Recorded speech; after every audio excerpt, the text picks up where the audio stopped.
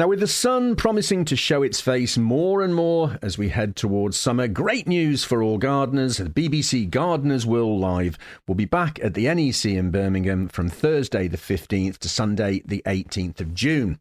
And returning to the show for a second year to host a series of very special in-conversation events is the brilliant Nicki Chapman. And I'm delighted to say she joins me on the line. Nikki, how lovely to catch up with you. How are you?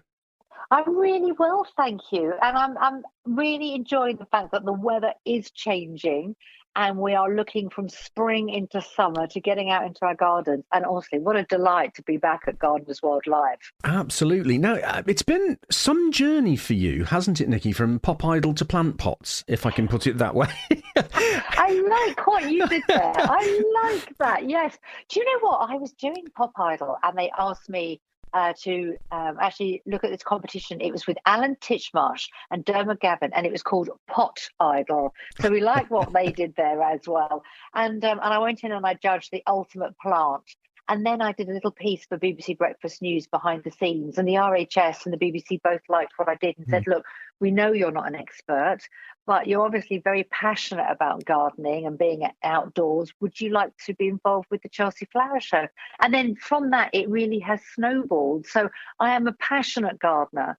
And really, you know, these days in Birmingham, when I get to walk around and talk to some of the best in the business, real experts, so knowledgeable, it's like, well, it's the ultimate, really. So how much sort of knowledge do you have about gardening now? How has that developed? Do you know all the Latin names for things?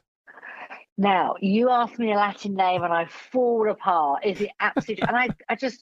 And you'd think by now, after all these years, that I'd be better, but I'm not. But the good thing is when you go to your local nursery garden centre, they always understand what you mean, you know. And I've also got one of those fantastic apps on my phone. Brilliant. And so if I see something when I'm out and about, and I'm lucky because I film around the UK, I always take photographs and I save it. It's so simple, transform my life. And then I can show someone and say, this is what I want. Do you sell it? Will it grow in my garden? Cast your mind back to the first time you went to Gardeners World Live and walked in, because there would be a lot of people coming for the first time this year. What was your impression of the show? Well, it was last year, was my first time that I had ever been, and I was overwhelmed because I didn't quite realise the scale of it. And it is such a celebration.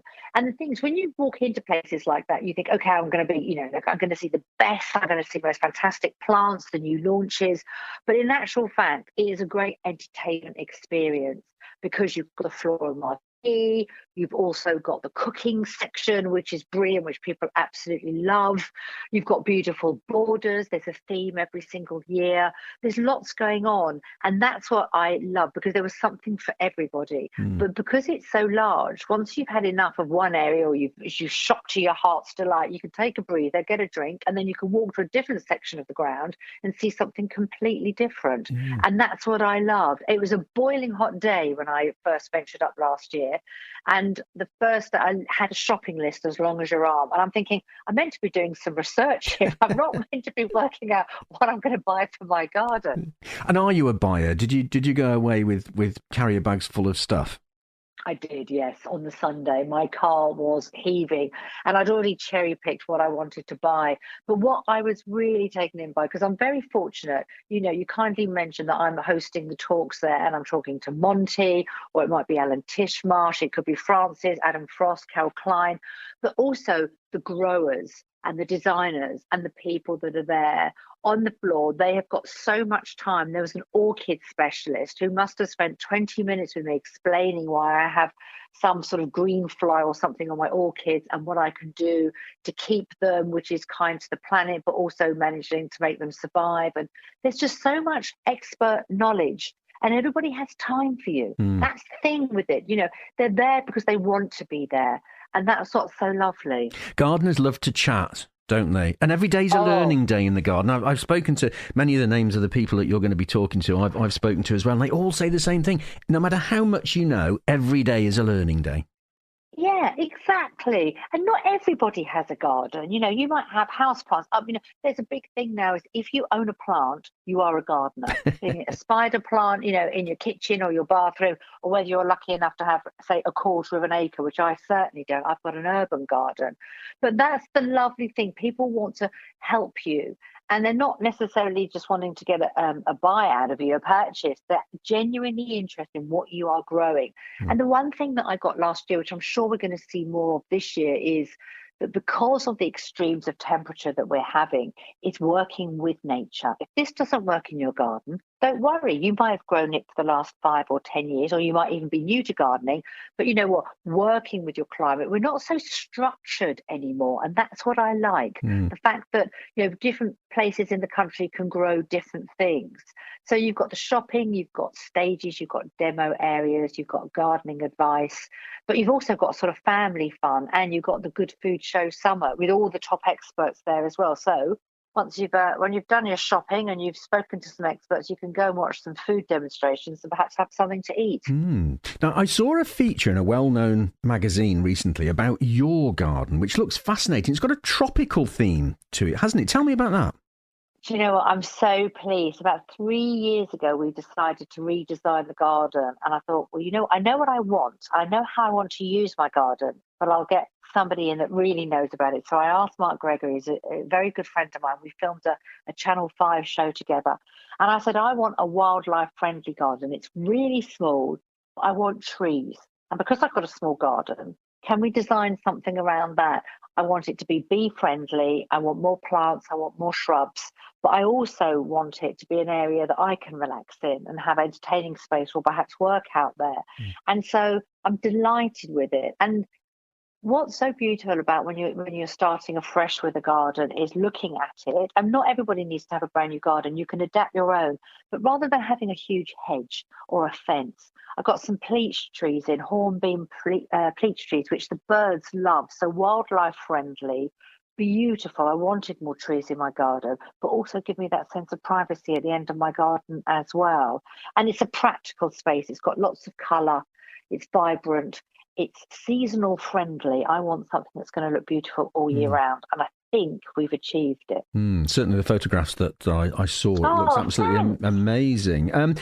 Which sort of begs the question, there'll be people who may have seen that, who've got a similar size space. They live in a city, in a suburban area. What if you had to give them sort of a priority top 3 things that they should think about that was part of your thinking when you discussed this with the designer Mark Gregory? What would you advise them to think about? Well, I would say, how do you use your garden? How much time do you have? And what do you want to give back? So how do you use a garden? Are you going to be there? Have you got children? Is it just for you? How much time do you have? Are you time sensitive, or can you devote hours and hours every week to your garden? And also, what can we do to encourage wildlife into our garden? I mean, how often do we look at trees as we walk down the street? And I live in a city. I don't live in the country, sadly. And, taking that time and thinking, what do I want to grow that's really going to make a difference to my life, but also get the animals, get the birds perhaps into your space. And people have gardens, but also people have community gardens. What can I grow? What should I do? So they're the 3 sort of things that I would think about if you're starting from scratch. But we can all make a difference, can't we? And you get so much out of it, so much. Have you got an eye? I mean, your current garden obviously suits your purpose and you love it. But if you had an unlimited amount of space, money and time, what sort of fantasy garden would you have? What would you have in it? What would you have in it? What about exotic plants, for example?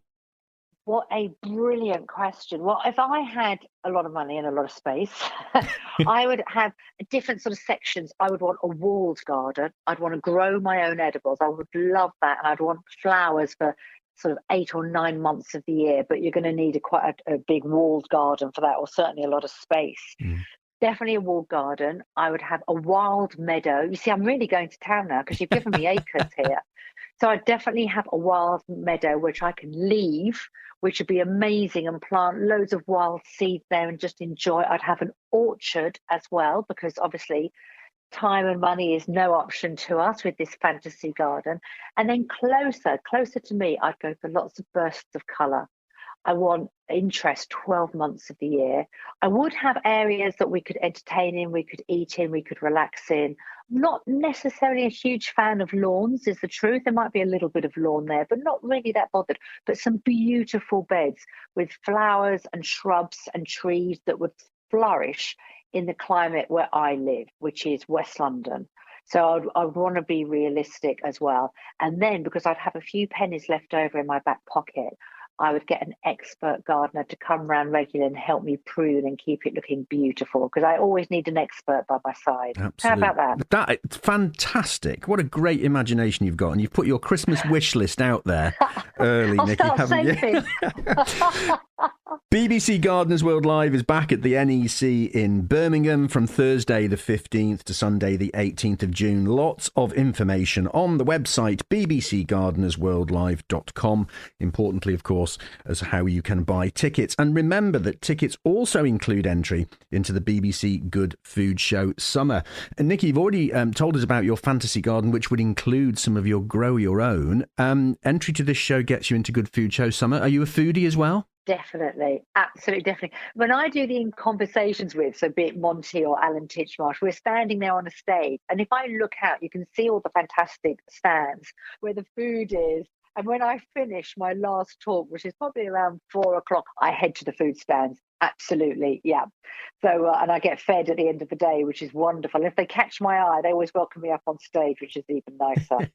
So, if you got your plot to grow your own veg and things, what would you then cook? What would you grow and cook? What would you, if you had somebody said, right, you've got a perfect piece of land here to grow, and you've got guests coming round on a Sunday, what would you grow and cook for them? Well, I don't cook, so there you go. But I definitely eat, and I'm lucky because I've got a husband that loves cooking. So I'm sort of like the sous chef. So if I was growing, I would definitely grow raspberries, strawberries. I would have pear trees, apple trees. I'd go for that fruit crumble, fresh fruit crumble, Nice. every single time. Yeah. I did grow tomatoes a few years ago, and they looked amazing, and they were my babies. Tasted not very nice. I don't know quite what variety I got, but it obviously wasn't the right one, because everybody else's homegrown tomatoes taste delicious. Mine looked beautiful, but failed in the taste department. Oh. So I'd have to ask some of the experts, but it'd be tomatoes, runner beans, definitely rhubarb if I could grow it. Might be a little bit dry where I am for that. But I would definitely go for the fruits, 100%. You got a sweet tooth? Definitely. You could tell Sounds like it. Yeah. My rhubarb or my blackcurrant crumble, apple crumble, delicious, absolutely delicious. But there would be all sorts in there. There'd be onions, turnips, swede. I'd go the whole hog, in actual fact, if I had the space. I mean, I always dream of having an allotment, but definitely grow your own is the way forward for freshness, keeping it organic, and just that sense of, I've achieved this, putting the phone down for a minute. I mean, my phone is glued to my side, and that is not healthy. And the one thing about being in a garden, looking after plants, perhaps growing your own, is you do have to put your phone down, and that's got to be a good thing in life. It's a good thing for everybody's mental health, isn't it, to get rid of your phone on occasions, without a shadow of a doubt. Now, just finally, Nikki, obviously we've just recently had the coronation of King Charles III, and the headline show garden is a garden fit for a king. Now, I can sound that you're already excited about that. Really excited. I mean, it's a homage to King Charles III's gardens at Highgrove, and I've been lucky enough actually to go there. And it's incredible to think. I don't know how many years it's taken him to transform these gardens, but he really is a visionary, and it's all about sustainability and how we can garden and look after the environment. And Paul Stone has taken all of those elements. I mean, it's been such a spectacular year. So I'm thoroughly looking forward to his garden, and perhaps a little bit of take home as well, just some of the ideas that he comes up with. We might not all have plots the size of Highgrove, but Paul Stone's designs are on a much smaller scale, and it shows us what we can do in a limited space. Absolutely. Actually, your fantasy garden sounds a bit like the size of Highgrove. You're aiming high, Nikki. Well done. Yeah, exactly. It is a gorgeous design. Absolutely. Yeah. And I've been lucky enough to interview King Charles. He was Prince Charles, obviously, when I chatted to him about greening up a grey Britain and sustainability and getting rid of concrete on our driveways. And he's so informed. And it's not over the last 5 or 10 years. Prince Charles and now King Charles has been passionate about the environment and how we garden for decades. And I think, he's been a real maverick in that respect. And he does do what he preaches. bbcgardenersworldlive.com is the website address where you can book tickets and, of course, catch up with the brilliant Nicki Chapman on the BBC Gardeners World Live Theatre in conversation with gardening royalty.